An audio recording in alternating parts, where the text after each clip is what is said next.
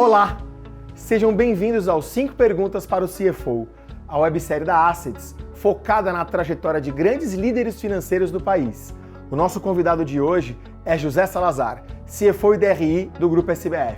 Com mais de 30 anos de experiência executiva, Salazar construiu uma trajetória sólida em finanças, atuando em grandes empresas brasileiras e liderando áreas estratégicas ao longo de sua carreira. Confira! Comecei na Aracruz Celulose, logo depois eu fui para a antiga Brahma, também na parte de operações financeiras, tesouraria. Fui para a Globopar. Depois da Globo, eu recebi uma proposta que aí a minha carreira começou a ficar um pouco conectada com o Grupo GP, né, com a GP, para trabalhar como diretor de tesouraria da Telenorte Leste. Passei por várias áreas e até chegar a CFO em 2006 e sair em 2008. Depois, rapidamente, também passei pela Sadia, pós-confusão, só para deixar claro. Depois voltei para uma empresa da GP, Tempo Participações. Fiquei 3 anos e meio lá fazendo o trabalho, era uma holding que tinha vários negócios, precisava de uma reestruturação. Fui para um outro negócio da GP de telecomunicações novamente, chamado BR Towers. Ao mesmo tempo eu empreendi, fiz uma empresa também chamada K2 Tower. A gente acabou vendendo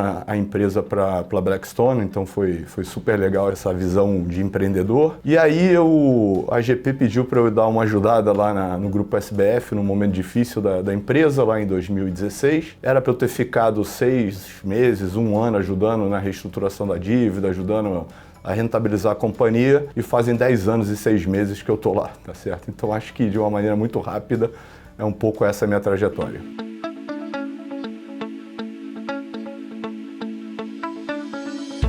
No varejo é uma coisa quase que recorrente, assim, ele no sentido de que a volatilidade existe dia a dia, ele é volátil por natureza. Todo dia você abre a loja, bota o site para funcionar, né, 24 horas, e você não sabe se vai vender ou não vai vender. E a venda que você não faz hoje não é garantida que você vai vender no dia seguinte. Por definição, ele já é um negócio muito volátil mesmo. No dia a dia, o que a gente tenta fazer para dar apoio para as áreas de negócios é ter um sistema de informação, principalmente de hobby e de margem bruta, que as pessoas conseguem entender diariamente o que está acontecendo, quanto está vendendo e qual margem está vendendo. E esses dados, que parece besteira, mas eles têm que estar de alguma maneira ou 100% conectado com o resultado contábil do final do mês. Então tem que ser um gerencial que é muito atrelado ao contábil, porque se você dá uma bússola errada para a pessoa vai para a direção errada. O outro ponto muito importante também, e principalmente em alta volatilidade, mercado muito volátil como o Brasil, é o caixa, né? Não tem jeito, você tem que fazer uma administração do caixa muito precisa, né? E aí o foco, principalmente em estoque, ele tem que ser absurdo. Eu diria que no dia a dia,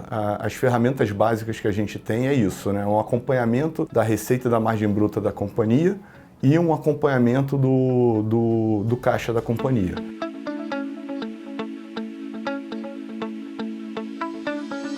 Vou contar a minha experiência, principalmente de Grupo SBF. A gente fez o IPO em 2019 e o mundo era outro. Várias narrativas eram aceitas e às vezes o resultado era o menos importante. Lucro líquido, no final das contas. Você tinha um cenário de juros baixo. Como os juros eram baixos, você podia comprar estoque à vontade, que se tivesse problema não machucaria muito. Não necessariamente você precisava dar resultado lucro líquido. O importante era ter crescimento e uma visão um pouco mais paciente do investidor, dizendo que, pô, olha, tá dando prejuízo, mas se tiver crescendo, em algum momento ela vai dar lucro. Então o investidor tinha um pouquinho mais de paciência. Obviamente que veio a pandemia durante um período.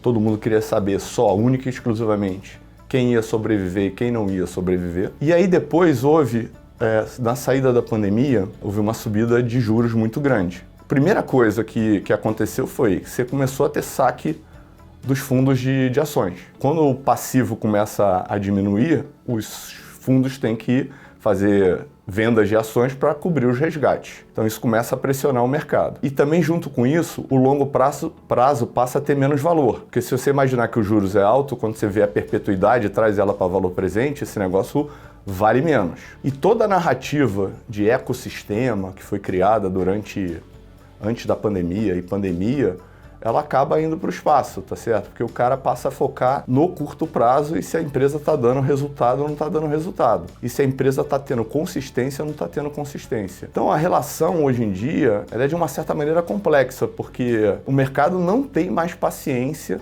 não te dá o benefício da dúvida sobre nada, praticamente, né?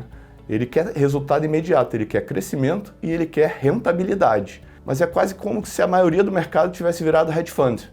Os caras estão operando os trimestres.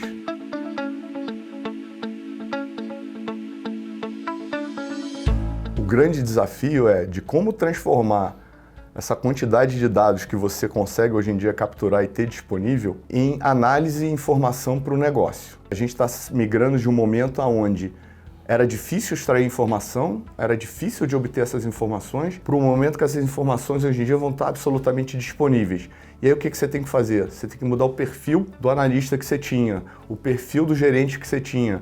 O cara tem que deixar de ser um cara que era bom em extrair dado, entrar no SAP, fazer query, etc, para ser um cara que vai estar com tudo isso pronto, disponível para ele, e aí ele tem que se tornar um analista de verdade. O que eu faço com essas informações? Então os dois desafios são esses.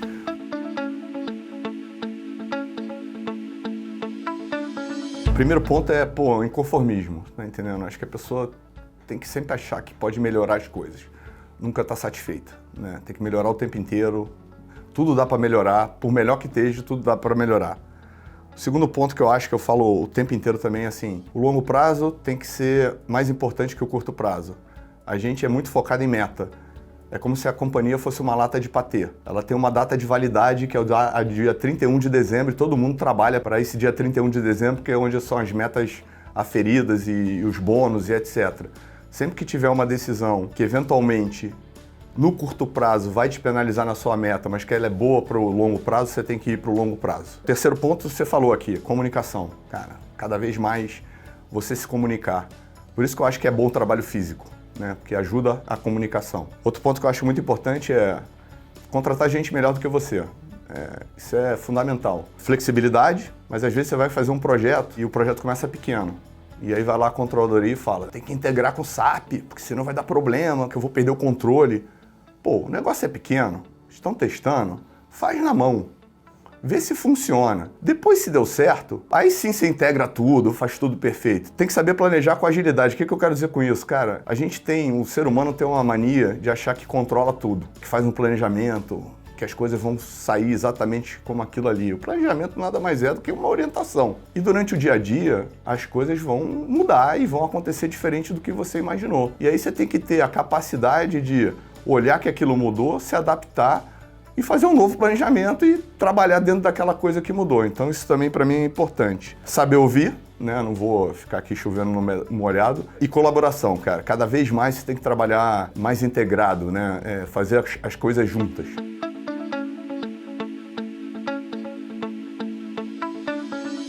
Eu acho que contratar os melhores, ela está completamente atrelada, né? Isso é uma coisa que eu aprendi, né? Inclusive com a ajuda de vocês, diga-se passagem.